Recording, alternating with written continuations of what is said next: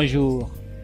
Nous avons vu ensemble dans les 2 leçons précédentes les excuses que nous utilisons pour justifier le pourquoi nous n'arrivons pas à atteindre nos objectifs et pourquoi nous utilisons ces excuses. Nous avons vu que tout part de nos croyances. Vous avez compris comment se forment ces croyances et j'espère que vous avez fait correctement les petits exercices qui accompagnaient ces leçons. Si vous ne les avez pas faits, je vous conseille vivement de le faire. C'est seulement de cette façon que vous obtiendrez des résultats. Nous allons voir dans cette leçon numéro 3 pourquoi vous devez assumer la responsabilité de tout ce qui vous arrive pour pouvoir changer votre vie, réaliser vos rêves et devenir heureux. Si je vous dis que vous êtes responsable de tout ce qui vous arrive dans votre vie, certains ne seront pas d'accord avec cette phrase, car ils pensent toujours que ce n'est pas de leur faute si les choses ne vont pas bien. Il est vrai que parfois on a cette impression, parce qu'on se lève peut-être tous les matins très tôt et qu'on se couche très tard à la recherche de l'amélioration de nos vies. Mais si vous réfléchissez bien, vous vous apercevrez que vous êtes ne serait-ce qu'en partie responsable de ce qui vous arrive. Malheur, bonheur, tout. Prenons un exemple. Quelqu'un qui vient de finir ses études et qui a son diplôme, il veut maintenant commencer à travailler. Mais bien avant qu'il finisse ses études, on le disait que dans le monde actuel, étudier, c'est perdre son temps. Parce que la plupart de ceux qui ont étudié sont des chômeurs. Il n'y a pas de boulot, ce n'est même pas la peine de chercher. Tu ne trouveras pas. Il va considérer ces paroles comme des vérités universelles. Et ça deviendra pour lui des croyances.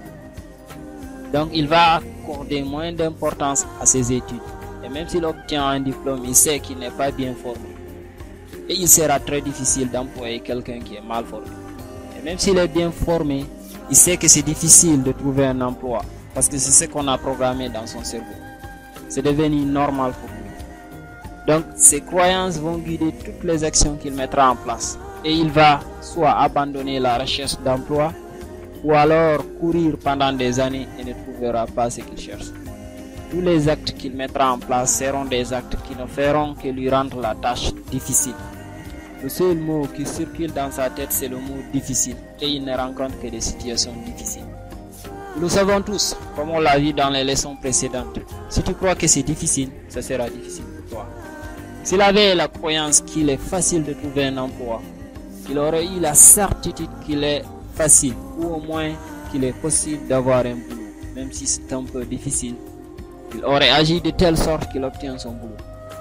Cette croyance allait engendrer de l'espérance et de la détermination qui le ferait aller vers le boulot. Imaginez une personne qui pense que tout le monde est amical envers lui. Elle émettra une quantité de messages positifs. Elle sera amicale et souriante envers les gens.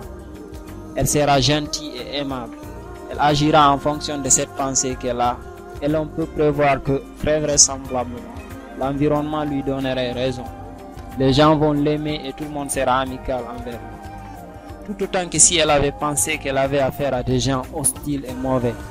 Car, dans ce cas aussi, elle se serait comportée sans même s'en rendre compte, de façon à provoquer leur hostilité et leur mauvais comportement. Et la cause de cela, c'est tout simplement parce que nous produisons inconsciemment dans le monde extérieur des preuves de la justesse de ce en quoi on croit. De ce en quoi nous croyons. Tous vos actes ressemblent à vos croyances et vous obtenez le résultat ressemblant à vos actes. Toujours. Si nous savons maîtriser nos pensées, nous serons en bonne voie pour résoudre la plupart de nos difficultés. Donc arrêtez immédiatement de rejeter la faute sur Dieu ou sur les autres si vous êtes malheureux ou vous n'arrivez pas à réaliser vos rêves. Et c'est seulement en acceptant que vous êtes le seul responsable de ce qui vous arrive que vous pourrez changer, atteindre vos objectifs et devenir heureux. Il suffira juste de changer la façon dont vous pensez, dont vous interprétez les choses et d'agir autrement dans votre vie. Dites-vous que si vous êtes pauvre ou malheureux, c'est de votre faute. Si vous n'obtenez pas l'argent, la voiture ou la femme de vos rêves, c'est de votre faute. Mais puisque c'est de votre faute, vous allez faire tout votre possible pour sortir de là. C'est le plus important. Parce que certains savent très bien qu'ils sont les maîtres de leur destin, qu'ils sont les créateurs de leurs avenirs. Mais au lieu de s'engager à créer ce qui est bon pour eux, s'assoient pour attendre je ne sais qui. Comme le disait un grand religieux un jour, N'accusez pas Dieu de ce qui vous arrive, car il vous a bien dit que il ne vous donne que ce que vous lui demandez et agissez pour avoir. C'est ce que vous méritez. Donc, sachez que les circonstances extérieures de votre vie ne sont pas la cause de ce qui vous arrive, mais l'effet, la conséquence de vos pensées, de vos sentiments et de vos actes.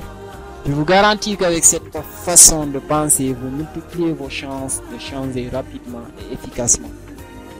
Ce n'est pas facile de croire à cette idée, je le sais. Mais une fois que vous l'acceptez, c'est votre vie qui change. Aujourd'hui, tout ce que vous devez faire, c'est de prendre l'engagement envers vous-même, que vous acceptez que vous êtes le seul responsable de ce qui vous arrive. Et vous allez faire ce qu'il faut pour changer. À la prochaine leçon.